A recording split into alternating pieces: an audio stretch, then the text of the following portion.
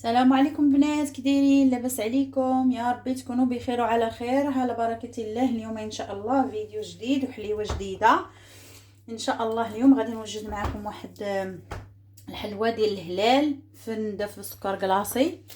على بركه الله عندي انا هنايا 200 غرام ديال الزبده ناقص منها شي معلقه بحال هكا. 200 غرام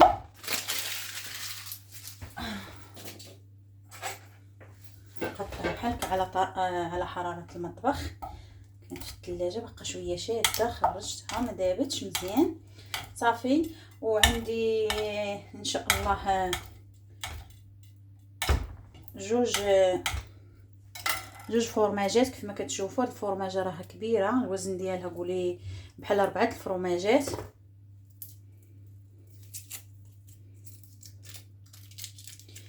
اللي عنده لافاش كيري يدير 4 3 اللي عندك متوفر. انا غندير بحال قولي 4 الفرماجات. غادي نزيد عليهم ان شاء الله السكر، غندير عليهم شي 5 المعالق ديال السكر، حيت غادي نزيدو نفندوه في سكر كلاصي راه غتجي حلوه بزاف. 1 2 3 4 هانتوما 5، ديري حتى 6. هاك المعلقه ما كبيراش. غادي نزيد عليهم وحده فاني وقبيصه ديال الملح صافي. وغادي نعجن هاد الزبده مع السكر مزيان، ومن بعد نرجع معاكم ان شاء الله. يلا ودابا كيف ما كتشوفوا من بعد ما درت الزبده مع السكر تولي عندي هكا بحال الكريمه. غادي نزيد عليها زلافه صغيره ما يعادل كاس كبير ديال العنبه، كاوكاو محمر في الفران وطحنته. وغادي نزيد اللي عبرت به سميتو، اللي عبرت به جنجلان، عبرت به الكاوكاو، غادي نعبر به ان شاء الله الزيت.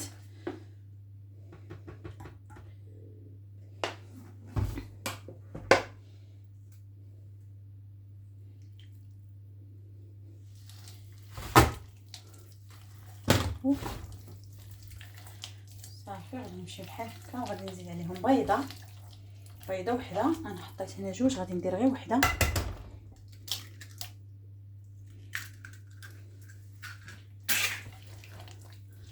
صافي بيضه وحده. اللي بغات تزيد الكميه باش تجيها شويه كثيره دير جوج بيضات. انا غنحاول نزيد حتى البيضه الاخرى باش يعطيني شويه بزاف شويه ديال صافي. دابا غادي نستعمل بحال هكا تنساجمهم كلهم مع بعضياتهم هاد المقادير اللي درت، ونرجع معاكم على حسب الطحين ان شاء الله.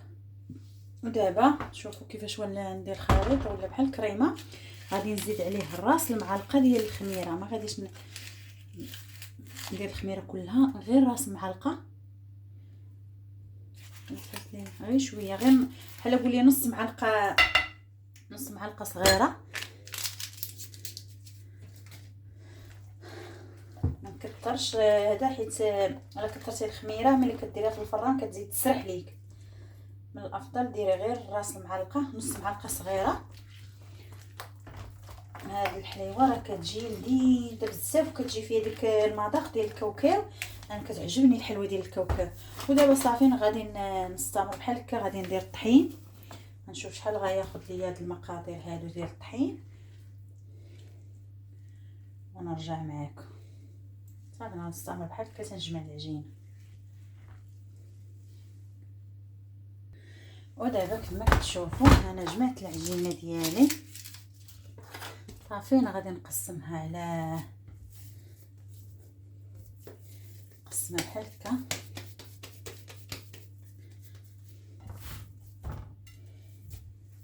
وغادي نمشي ان شاء الله باش نشكلها معاكم. انا عندي الكوزينه ما كاينش كيفاش غادي نشكلها معاكم. غادي نبدل البلاصه هانتوما معايا ان شاء الله حتى نشكلها ونديرها في الطاوه نطيبها ونفندها ان شاء الله في سكر كلاصي. نتمنىكم تجربوا هاد الوصفه ديالي ديال هاد الحلوه ديال العيد ديال الكاوكاو اللي في سكر كلاصي، واش ردوا عليا ان شاء الله.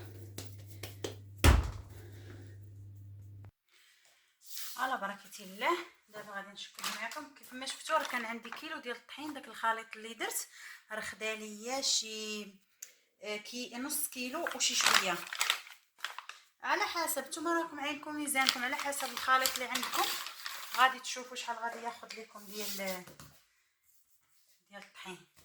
صافي غادي ندير بحال هكا، نديرها طول. اللي عنده الدلاك يدير الدلاك. صافي كنمشي بحال هكا كنبقى غاديه معاها وكنجمع وكنقرص، كنجمع وكنقرص باش تجينا في التقطيع. انا غادي نقطعها بالكاس بحال هكا، ما تحاولوش تكون عريضه بزاف على ود الكاس باش التقطيعه تجيك ساهله. انا كيف ما كنقرص بحال هكا كتشوفوا كنجمعها وكنعقب نطول، كنجمع وكنطول. فهمتوا؟ تبان لك عريضه بحال هكا كنجمع وكنزيد نجبدها لقدام بحال هكا باش تجيني على ما تجينيش غليظه بزاف. هانتوما كنجمع وكنزيد نجبدها لقدام. شفتوا؟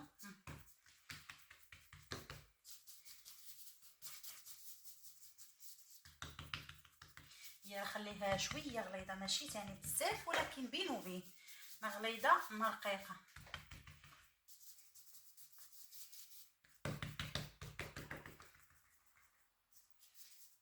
بهذا الشكل. شفتوا كيفاش جات؟ انت كتقرصي وانت كتجبدي فيها، انت كتجمعي من الجناب باش تجيك مستطيل كطويل. ملي تبداي تقطعي فيها ما تجيك على الحساب ديال الكاس. واللي عنده شي قطاعه اللي هي دايره وتقطع بها النص بالنص باش يجيك بحال الهلال. انا عندي، ولكن عندي داك الدور ديالها صغير ما غاديش تجيني.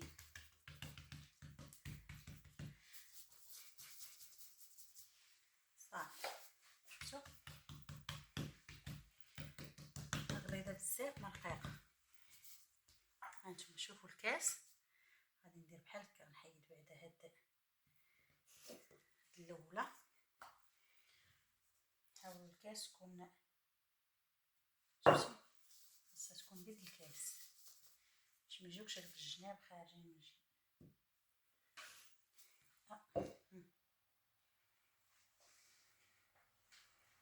كتجي على هاد الشكل هلال. صافي كتحطي فيه ما يكونش ثاني. صافي كتستمري بحال هكا.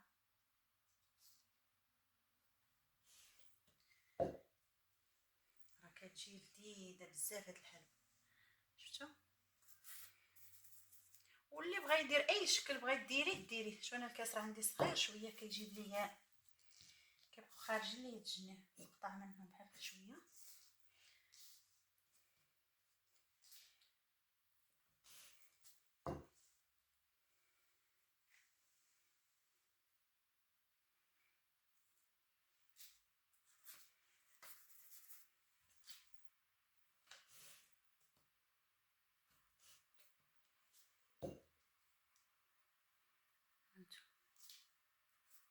صافي كتحطي في الطاوه، كتشعلي عليها الفران غير من التحت حتى تيدخلها الطياب تبان لك طابت، عاد كتشعلي عليها من الفوق. هانتو صافي كتبقاي غاديه ديما مع الوسط ماشي مشكل. الجناب هذه كبرتها.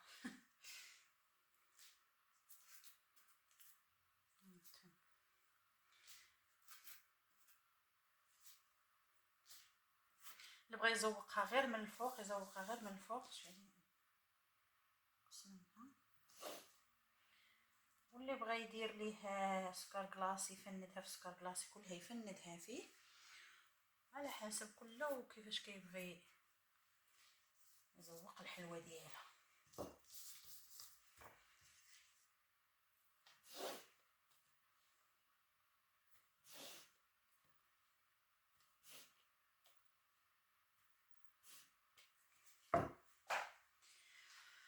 وهانتوما كيف ما كتشوفوا انا غادي نستمر بحال هكا ان شاء الله حتى نسالي ونرجع معاكم.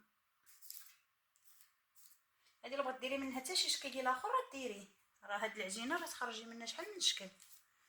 الا عندك داك الطابع ديال النجمه حتى هو راه ديريها به. عندك حلوه ديال عندك داك البوق حتى هي كديريها بها صافي. هانتوما شوفوا كيفاش تجي صافي. غادي نستمر بحال هكا تنسالي ونرجع معاكم. ودابا البنات من بعد ما ساليت الطاوله الاولى راه درتها في الفران ودرت هاد نفس الشكل اللي في الفران هو هذا ديال الهلال. كيف ما قلت لكم راه هاد العجينه راه تقدروا تخرجوا منها حتى 4 اشكال 3 اشكال داكشي اللي بغيتي. ودابا غادي ندير البوق، غندير هاد الحلوه هذه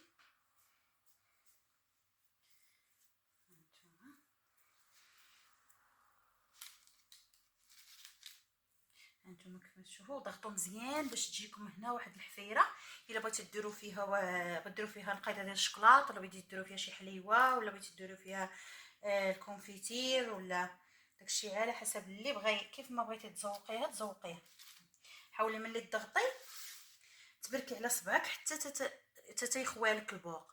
واخا العجينه تتبقى هنا بحال كتدخلي بصبعك وكتحفريها باش تجيك محفره. هانتيا شتي شوفوا صبعك كيفاش يخرج باش تجيك هذيك الحفيره في الوسط. صافي انا غادي نستمر بحال هكا ان شاء الله حتى نسالي ونرجع معاكم.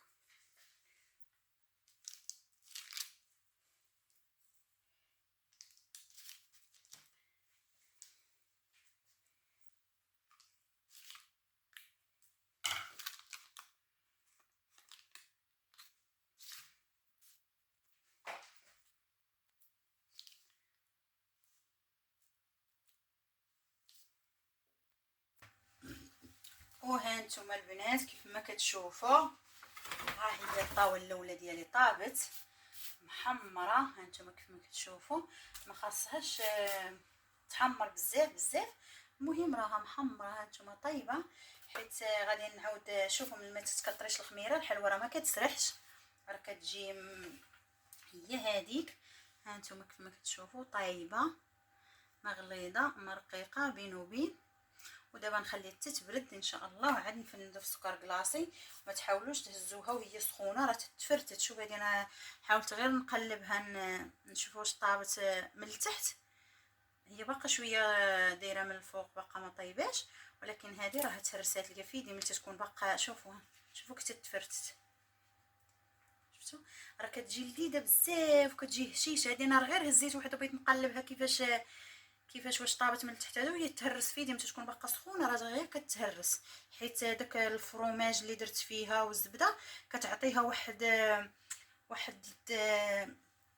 واحد الرطوبه فيها كتجي هشيشه بزاف. ها نتوما شوفوا كيفاش هذه راه كانت باقا ما طابتش كلها. وها نتوما شوفوا كيفاش دايره راه تتفرتت. شوف كتجي هشيشه بزاف وكتجي لذيذه وكيجي فيها داك المذاق ديال الفرماج روعه. ما نقولش لكم عليه، نتمنىكم تجربوه وتردوا عليا ان شاء الله. هانتوما كيف ما تشوفوا الطاوله الاولى هي طابت، الثانيه ها هي ما كطيب، وهذا الشكل ديال هذا ديال البوق حتى هو ان شاء الله ملي نطيبوه.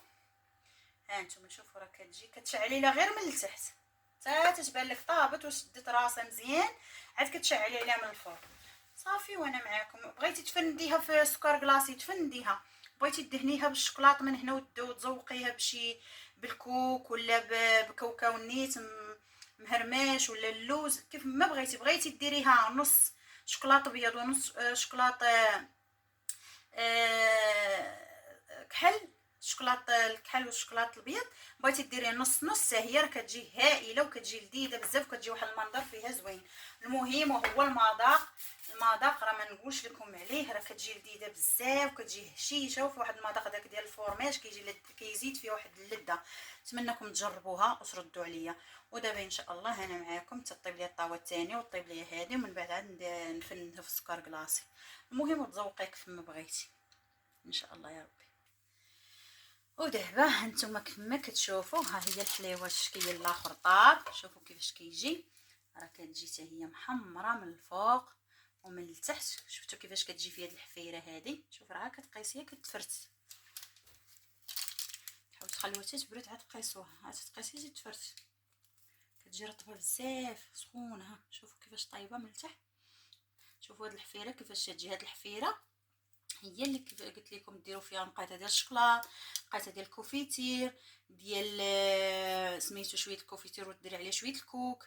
بغيتي ديري شويه ديال الشكلاط ابيض، شويه نص ابيض ونص كحل، اللي بغيتو كيف ما كتحبوا تفنوا الحلوه ديالكم فنوها. نتوما شوفوا كيفاش طايبه. انا هاد الشكيه هاد العجينه هذه راه خرجت منها 2 شكيلات، وانتم راه تخرجوا منها حتى 3 4 على حسب الطابع اللي عندكم واللي بغيتو. هانتوما هانتوما كتشوفوا هاد الحلوه هي هنا شطفتها هنايا في الطاوه، خليتها حتى تبرد مزيان. هذه حتى هي غنخليها حتى تبرد، عاد نحاول ندير فيها الشوكولاط، وهذه غندير فيها سكر كلاص كيف ما قلت لكم. وهانتوما معايا ان شاء الله حتى نسالي حتى الاخر النهايه. يلا تبقاو على خير، السلام عليكم. السلام عليكم بناتي، وانا عاود رجعت لكم. ايوا هذا هو الشكل النهائي ديال الحليوه ديال اليوم ديالنا. كيف ما كتشوفوا انا فنتها كلها في سكر كلاصي، راه كتجي لذيذه بزاف وكتجي هشيشه. نتمنىكم تجربوها وتردوا عليا. وبالنسبه نفس العجين كما وريتكم، قلت لكم رانا درت منها 2 شكيلات. الشكل الاول هو هذا فنت في سكر كلاصي، والشكل الثاني انتما كيف ما كتشوفوا طايبه، درتها بالبوق. ها انتما شوفوا كيفاش كتجي طايبه وهشيشه كترمل. وكيف ما قلت لكم انا درت فيها هنايا نقيطه ديال الشكلاط، عمرت ديك الحفيره اللي كيف ما قلت لكم فاش كنت ندير في الاول. قلت لكم حاولوا تكوا بصبعكم مزيان تيخرج لكم البوق، على حسب باش تبقى لكم هاد الحفيره بحال هكا تعمروها بالشكلاط.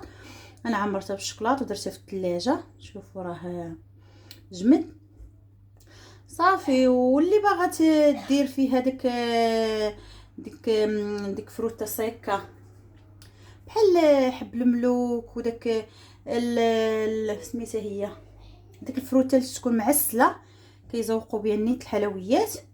بغيتي ديري هذيك ديريها، بغيتي ديري شوكولاط بحال هكا ديريه، بغيتي ديري شوكولاط ابيض ديري شوكولاط ابيض، بغيتي الكونفيتير حتى هو ديريه ما ديريه، على حسب كل واحد كيفاش كيعجبو. باش الاذواق تختلف، كل واحد شنو كيعجبو باش كيزوق الحلوه ديالو. ايوا هذا هو الشكل النهائي. نتوما شفتوا كيفاش كتجي، راه كتجي طيبه وزوينه وهشيشه. ونتمنىكم تجربوها وتردوا عليا. تبقاو على خير، السلام عليكم. ما تنساونيش من دعمكم ليا واللايك والكومونتور زوين، واللي بان لكم ماشي ما بينش ليكم هو هذاك علقوا شويه وكتبوا وصيفطوا ليا هذه مزيانه هذه ما مزياناش. ايوا السلام عليكم، نعاونكم الى فيديو جديد ان شاء الله.